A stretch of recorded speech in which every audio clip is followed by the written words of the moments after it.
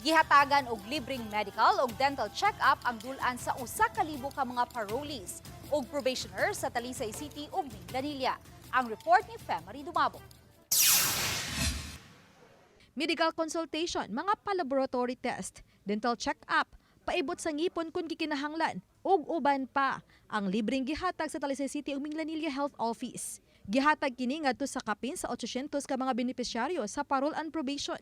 Kapin sa 600 kanila taga Talisay City, samtang kapin sa 100 ang gikan sa lungsod sa Minglanilla. Gipasigdahan ang mga programa sa Parole and Probation Administration sa Talisay City sa ilang pagsaulog sa 50th anniversary. Sila ang nagmonitor sa mga piniriso nga naka-avail sa probation. Pagsiguro nga hingpit sila makabalik sa komunidad o di na makahimo pa og mga salaod. Sagad sa mga parolees, may kalambigitan sa illegal nga drugas ang mga kaso. Hinungdan ang paghatag og importansya sa maayong panlawas ang ilang gimugatan.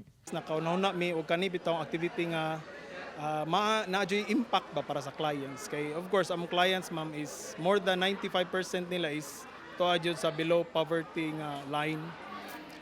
Di kita kay bawog maka-visit ba ni sila doktor, makapa-consult. We do this ma'am because we care.